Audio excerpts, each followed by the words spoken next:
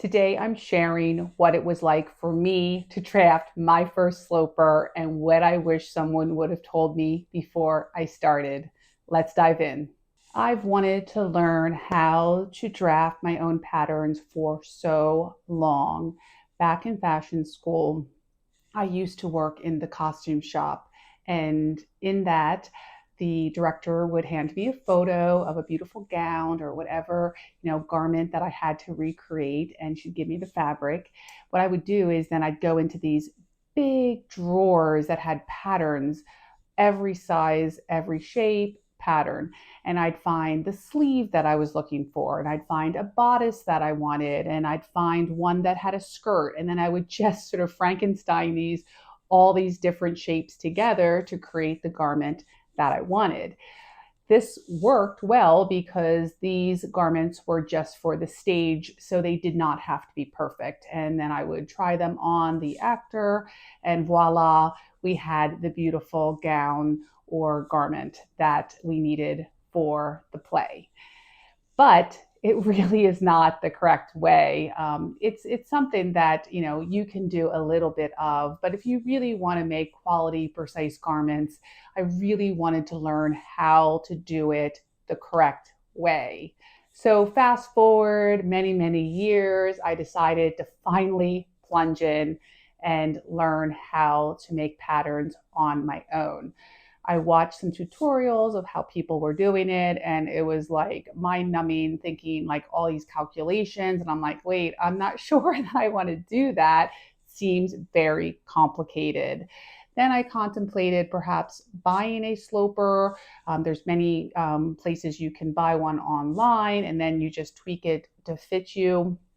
I seriously considered doing that.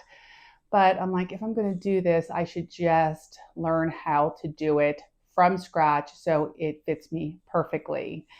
So I decided to plunge in.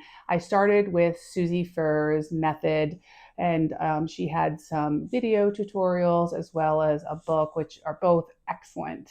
She starts with what's called a moulage. So you create, basically, it's a skin tight form. It like fits you exactly, so you can see where the problems are. So I followed all her instructions very carefully. Sometimes I had to go back and reread things. I'm like, what is that? I don't quite understand what that means. But I kept plunging forward, taking my measurements very carefully. It is very challenging to take measurements on your own. It's definitely preferable if you have a friend that can help you, particularly in the back. And precision in measurement is so important. And we'll get to that in a little bit of, how I sometimes did not take the exact measurements. So I followed these instructions, finally got to the point of making the muslin. So it was a muslin of the moulage thing that fit me skin tight. And it fit pretty well, but there was a few issues. Like, one for me, a particular issue was I didn't measure very carefully going across here. So like, where does this end? Like, where do you want your sleeve to attach your garment? So that was a little bit off for me, so I had to adjust there. My shoulder seam was a little bit back too far, so I had to bring that forward a little bit.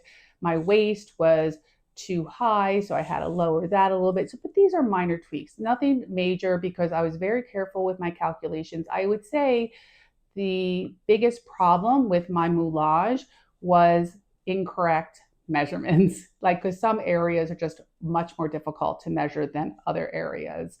So I, marked where I need to make changes, and I went through a few different drafts of the moulage until it finally fit me. And in her method, then you just add some added ease, and then you have your sloper.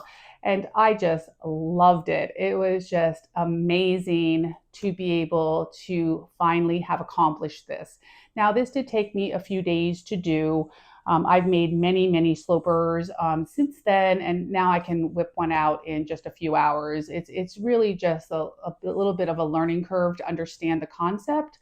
But once you get it, it's really quite simple. And any math that's involved in it is just simple formulas that you just need to enter some of your measurements, nothing too complicated. It just seems more daunting when you're watching someone do it, but once you've done it once, it's really, really quite easy. But when you work from a sloper instead of a commercial pattern, you have no sewing instructions to follow.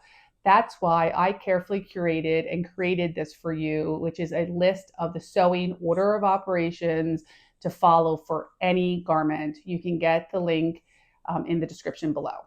And what I learned from creating my first sloper was that accurate measurements are vital. Even a small deviation in accurate measurement can really put off the entire sloper.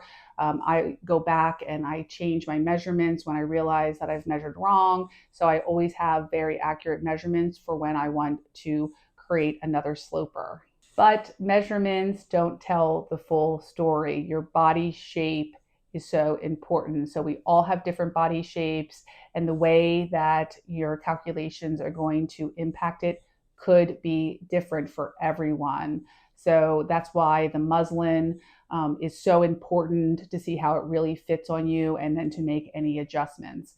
I personally think if you do a sloper with a lot of measurements, I prefer ones that have 30 plus measurements that you take, then you will get a very close fit in your first muslin and you don't have to keep doing muslin after muslin after muslin. I've tried so many different methods of making a sloper, and some require 3 measurements, which I think is crazy. You're just definitely not going to get a good fit with that. You might as well just buy a sloper and adjust it at that point, because that is as close as you're going to get if you only take 3 measurements to start with your sloper. And so the bottom line is slopers are not meant to be pretty, they're meant to be honest.